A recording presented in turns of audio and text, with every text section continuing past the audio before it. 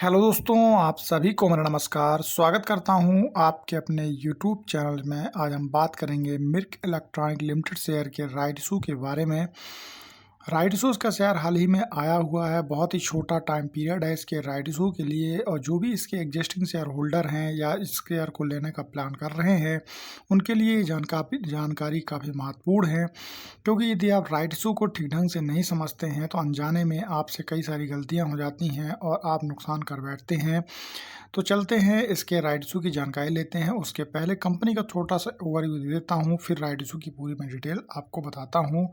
क्या इसकी profit strategy रखनी चाहिए, कौन सी कंडीशन में आपको क्या करना चाहिए, इन सारी चीज़ों की जानकारी मैं इस वीडियो में दूंगा। यहाँ पर देखें तो आपका यहाँ पर मार्केट कैप कंपनी का 392 करोड़ का है। बहुत ही छोटी माइक्रो कैप कंपनी है। 17 रुपये करंट प्राइस चल रहा है, और एक साल का हाई इसका 33 रुपये 11 पैसे, एक साल का लो 11 रुपये है। यानी कि अपने एक साल के हाई से अगर इसका लो देखा जाए तो लगभग 3 गुना कम है। वहीं जो है तो इसका करंट प्राइस से अगर इसका एक साल का हाई देखा जाए तो आधा दिखाई दे रहा है।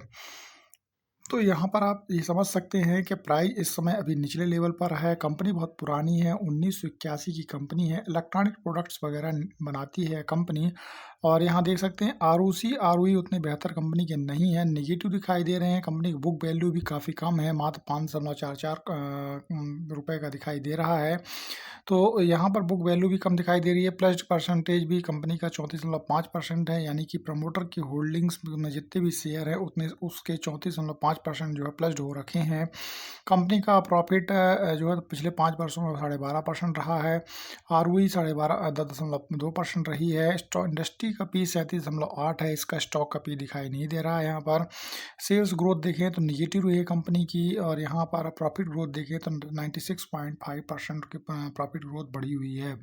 अब यहाँ देख लेते हैं इसका ग्राफ किस प्रकार से बिहेव कर रहा है। यहाँ पर देख सकते हैं निचला लेवल 11 रुपये तक टच कर चुकी थी। एक साल का हाई आपने देख ही लिया है किस प्रकार से 33 रुपये तक के प्राइस पर एक साल के दौरान चल रहा था। इसका मैक्स चार्ट भी हम देख लेते हैं। तो मैक्स चार्ट आप देखें तो कंपनी में अप एंड डाउन लगे रहे हैं। यहाँ पर आप देख सकते हैं बिल्कुल निचले लेवल से शेयर 4.54 रुपये से शेयर जो है तो बढ़ना शुरू हुआ, तो 60 रुपये के प्राइस को टच कर गया दिसंबर 2017 में। दिसंबर 2017 के 17 रुपये के प्राइस से नीचे गिरते गिरते 3.99 रुपये तक टच करेगा। 3.99 रुपये से पुनः से एक बार 30 रुपये को क्रॉस कर जाने के बाद शेयर फिर से निचले लेवल पर आ चुका था और 12 रुपये के आसपास ट्रेड कर रहा था। उसके बाद पुनः से शेयर एक बार 30 रुपये के ऊपर तक गया था, और ये दूसरा अगला मर्तबा है कि शेयर पुनः से निचले लेवल पर आ चुका है। जिस प्रकार से 2 बार यहाँ से लौट चुका है, तो यहाँ पर अभी इसके सपोर्ट होने की संभावनाएं काफ़ी बने रहेंगी। सपोर्ट लेवल इसका यहाँ पर दिखाई दे रहा है 10 रुपये के ऊपर आपको सपोर्ट लेवल आपको हमेशा दिखाई दे रहा है अभी इसमें। तो यहाँ पर यदि ये शेयर ऊपर जाता है तो ये देख सकते हैं कि इसके जो रेजिस्टेंस जोन है पुराने,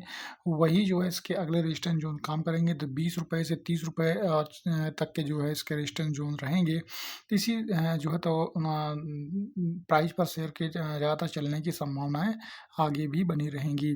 अब यहाँ देखें तो इसके सेल्स में कमी आई है। लगातार देख सकते हैं इसके क्वार्टरली बेसिस पर जो रिजल्ट आए हैं, पहले 250 करोड़ 300 करोड़ तक की सेल्स थी कंपनी की, जो घटते घटते भी आप देख सकते हैं 100 करोड़ 200 करोड़ के आसपास आ चुकी है। और दिसंबर 2024 में घट करके मात्र 166 करोड़ की रह गई थी सेल्स, जो बढ़ करके अभी 200 करोड़ तक हुई है। हालांकि ऑपरेटिंग प्रॉफिट अभी भी कंपनी का निगेटिव है, जिससे इसका टोटल प्रॉफिट भी निगेटिव हो जाता है। यहाँ पर आप देख सकते हैं अदर इनकम 6 करोड़ के कारण जो है कंपनी 1 करोड़ 18 लाख का प्रॉफिट हुआ, अदरवाइज का रिजल्ट नेगेटिव ही है। अब कंपनी का इंटरेस्ट हालांकि मार्च 2025 में कम हुआ है, लेकिन इसके जो सेल्स नहीं बढ़ रही है, सेल्स ना बढ़ना जो है तो इसके लिए जो है तो अच्छा नहीं है कंपनी के लिए। यहाँ पर देख सकते हैं एक समय कंपनी 1000 करोड़ के ऊपर का कारोबार कर रही थी, जो घट करके मात्र 747 करोड़ का रह गया है। ज़्यादातर कंपनियां जो है तो अपनी सेल्स को बढ़ाती हैं, ये एक ऐसी कंपनी है जिसका सेल्स घटा हुआ है और इसके रिजल्ट भी लगातार नेगेटिव आपको यहाँ पर दिखाई दे रहे हैं। ईयरली बेस पर आप देख सकते हैं लगातार कंपनी घाटा हुआ, हालांकि मार्च 25 में इसका घाटा थोड़ा सा कम हुआ है और मात्र 2 करोड़ का ही घाटा रह गया था। अब यहाँ बैलेंस शीट देख लें तो बैलेंस शीट 103 करोड़ का कंपनी के पास रिजर्व दिखाई दे रहा है, वहीं 102 करोड़ के कंपनी के कर्ज भी दिखाई दे रहे हैं, यानी कर्ज और रिजर्व लगभग एक जैसे पैमाने पर दिखाई दे रहे हैं। वहीं अदर लाइबिलिटी देख लें तो कंपनी के पास 300 करोड़ की अदर लाइबिलिटी है, जिसमें ट्रेड पेएबल्स 264 करोड़ के दिखाई दे रहे हैं। इसके अलावा शेयर होल्डिंग पैटर्न देख लेते हैं। तो शेयर होल्डिंग पैटर्न के लिहाज से प्रमोटर की शेयर होल्डिंग जो है 53.37% की है, जो ठीक ठाक प्रमोटर होल्डिंग कह सकते हैं। और FII इसमें 0.2 और DII 0.1 है। बाकी के पब्लिक होल्डर्स आपको 46.42% के दिखाई दे रहे हैं, जिसमें से 1.26% की शेयर होल्डिंग एक बड़े पब्लिक होल्डर्स भी रखते हैं। तो इस प्रकार से ये शेयर ना तो बहुत बुरा ना तो बहुत अच्छा हम कह सकते हैं। यहाँ पर आपने देखा ही सारी चीज़ें। अब इसके राइट इशू के बारे में जानकारी देते हैं, राइट इशू कैसा बिहेव कर रहा है। इस कंपनी का ब्रांड नेम देख सकते हैं। इसका ब्रांड नेम ओनिडा है, जो एक समय फेमस ब्रांड हुआ करता था आज से 10 साल 20 साल पहले। ओनिडा अब पिछड़ चुका है, कहीं ना कहीं इसके टेलीविजन रेडियोज़ वगैरह आते थे, अब यहाँ पर नहीं जो है तो बहुत ही कम ये प्रचलित है। तो इस वजह से ये पिछड़ता हुआ शेयर नज़र आ रहा, आपने देखा ही है। फेस वैल्यू कंपनी की 1 रुपये है प्रति शेयर की है। इशू प्राइस कंपनी का 10 रुपये रखा गया है। फेस वैल्यू 1 रुपये के कारण ये शेयर अभी 10 रुपये दिखाई दे रहा है, मतलब 70 रुपये दिखाई दे रहा है। ये फेस वैल्यू 10 रुपये बना दी जाती तो ये शेयर 170 रुपये का दिखाई दे जाता, जो इसकी प्राइस के तर्कसंगत नज़र नहीं आता है। तो शेयर बिल्कुल महंगा नज़र आएगा आपको इस प्राइस में भी। अब यहाँ देख लेते हैं कंपनी ने टोटल शेयर्स जो जारी किए हैं, यहाँ पर देख सकते हैं 4,94,89,847 शेयर जारी किए हैं। इसके जरिए कंपनी 49,49,00,000 शेयर रुपये फंड का जुटाना चाह रही है। कंपनी जो है तो 14 शेयरों पर, प्रत्येक 14 मेन शेयरों पर कंपनी के 3 राइट इशू शेयर प्राप्त होंगे। और पेमेंट के समय आपको 10 रुपये एक साथ खुली पेडअप के रूप में चुकाने होंगे। यानी कि इस कंपनी का राइट इशू शेयर जो है तो 10 रुपये में आया है। आप 17 रुपये के शेयर को 10 रुपये में खरीद सकते हैं राइट इशू के जरिए। अब महत्वपूर्ण तिथियों की बात करें तो 30 जून इसका रिकॉर्ड डेट है, यानी कि 29 जून तक जिनके पास ये शेयर था, 29 जून तो खैर इसका ट्रेडिंग डे नहीं था। तो यहाँ पर आप बात करेंगे 27 तारीख तक जिन्होंने इससे कंपनी के शेयर को खरीद लिया होगा वो इसके जो है तो पात्र होंगे, क्योंकि अगली जो ट्रेडिंग डे है 30 जून का है। तो 30 जून को अब वो शेयर खरीदेंगे तो उन्हें प्रॉफिट नहीं होगा। जिन्होंने 27 जून को खरीद लिया होगा उन्हें ही राइट टू शेयर मिलेगा। अब इसकी ओपनिंग डेट क्या होगी? 14 जुलाई। 14 जुलाई से इसका RE share in right entitlement, इसको अधिकार पत्र कहते हैं, ये आपका ट्रेड होना शुरू हो जाएगा। इसी दिनांक से आप जो है तो राइट इशू में एप्लीकेशन भी फिल कर सकते हैं एसबा के माध्यम से। आपको याद रखना है कि आप जो है तो RE शेयर यदि आपके डीमेट अकाउंट से खरीदते हैं तो उसके बाद आपको एसबा एप्लीकेशन भी फिल करनी होती है, तभी वो राइट इशू में भाग लेना पूर्ण माना जाता है। यदि आपने RE शेयर खरीद करके छोड़ दिए और आगे कोई कार्रवाई नहीं की एसबा से एप्लीकेशन करने की, तो फिर आपका ये शेयर लैप्स हो जाएगा 16 जुलाई तक। तो 16 जुलाई तक आपको याद रखना 14, 15, 16 मात्र 3 दिन का ट्रेडिंग विंडो है RE शेयर का। इसके बाद आपका RE शेयर गायब हो जाएगा और 21 जुलाई तक आप उसको अप्लाई कर सकते हैं एसबा के माध्यम से। तो बहुत ही छोटा इसका सेशन है राइट इशू का, तो आपको ये तारीख है ज़रूर याद रखनी चाहिए। अब यहाँ देख सकते हैं हम इसका टायर प्राइस कैलकुलेशन कैसे करते हैं। टायर प्राइस कैलकुलेशन क्या होता है? टायर पे एक औसत प्राइस होता है जो कि राइट इशू के जारी होने के बाद जो है तो बनाया जाता है। इसका जो रेशियो है 3:14 का, और इसका जो प्राइस है 10 और जो है तो हम कहें तो 17 रुपये का। तो इनके बीच का जो इनके बीच से जो नया रेशियो आएगा, नया प्राइस आएगा, वही जो है तय करेगा कि इसका शेयर प्राइस क्या होगा। तो यहाँ पर देखें इसी को टायर प्राइस कहते हैं। यहाँ पर आप देख सकते हैं इसको कैसे निकालना है। राइट इशू 3 मिलेंगे यदि 14 शेयर आपके पास होल्डिंग है, तो हम मिनिमम क्वांटिटी के साथ ही चल रहे हैं। तो टोटल शेयर आपको 14 और 3 17 शेयर हो जाएंगे। अब इन 17 शेयरों का दाम क्या होगा? तो 14 शेयरों का दाम तो 70 रुपये के प्राइस से निकालेंगे और 3 शेयरों का दाम 10 रुपये के शेयर के प्राइस से निकालेंगे। तो 14 शेयरों की कीमत होगी 238 रुपये और 3 शेयर होंगे 30 रुपये की। इस प्रकार से टोटल 17 शेयरों की कीमत होगी 268 रुपये। अब 268 रुपये को 17 से डिवाइड कर देंगे तो टोटल 15.76 रुपीज़ का प्राइस आएगा, नया प्राइस। इसी को हम टायर प्राइस कहते हैं। अब इस टायर प्राइस से जो है तो आगे चल के RE शेयर का प्राइस निकाला जाएगा, यानी कि ये शेयर ट्रेड होना शुरू हुआ मार्केट में। तो 14 तारीख जो इसकी जो है तो ओपनिंग डेट है राइट इशू की। 14 तारीख के पहले जो लास्ट जो है कारोबारी दिवस होगा मार्केट का, उस दिनांक तक यदि इसका शेयर प्राइस 15 रुपये जो नया टायर प्राइस 30 तारीख से ओपन होगा 15.76 के आसपास ट्रेड यदि होता रहता है तो उसका RE शेयर का संभावित प्राइस 5.76 ही होगा। और यदि 15.76 इसका शेयर प्राइस बढ़ जाता है तो संभावित RE पेयर प्राइस यानी कि RE share right entitlement share का प्राइस बढ़ जाएगा, और यदि घट जाता है तो राइट इंटाइटलमेंट का शेयर प्राइस घट जाएगा। तो उसी हिसाब से इसकी ट्रेडिंग शुरू होगी। अब इसको आपको फैसला करना है कि आप RE शेयर का उपयोग करते हुए राइट इशू में भाग लेना चाहते हैं अथवा आप राइट इशू में भाग नहीं लेना चाहते हैं, आप अपना सीधा प्रॉफिट बुक करना चाहते हैं।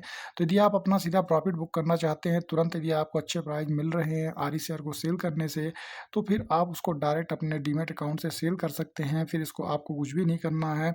आप आरई शेयर जो जिस शेयर आपके मेन शेयर को सेल नहीं करना, आपके मेन शेयर के नाम के आगे यदि आरई लिखा हुआ है तो आप समझ लें कि वो आरई शेयर है, राइट एंटाइटलमेंट है। आप उसको सीधे डीमैट से सेल करके अपना प्रॉफिट अपने डीमैट अकाउंट पर प्राप्त कर सकते हैं।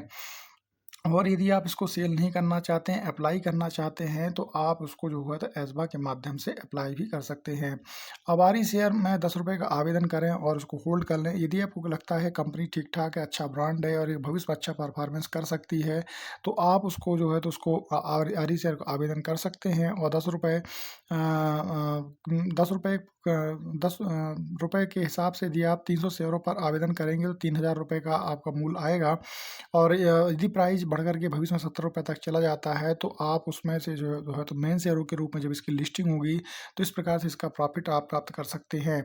लेकिन यदि आप देखें इसका शेयर प्राइस घट जाता है तो आपको नुकसान भी हो जाएगा। इस चीज़ को से भी आपको जानकारी लेनी चाहिए। आरई शेयर यदि आप सेल करना चाहते हैं, आप देखते हैं कि आरई शेयर का प्राइस अच्छा चल रहा है, 5 रुपये 50 पैसे के आसपास लिस्टिंग हुई और इसका शेयर प्राइस बढ़ करके 8 रुपये तक चला गया, तो आप जो है तो आरई शेयर को सेल करके अपना प्रॉफिट बुक कर सकते हैं। 300 रुपये के हिसाब से 8 शेयरों को सेल करेंगे तो 2400 रुपये के आसपास का प्रॉफिट हो जाता है। लेकिन यदि शेयर प्राइस गिर जाता है, लगातार लोअर सर्किट में रहता है, तो फिर आपको जो है तो आरई शेयर सेल नहीं कर पाते हैं।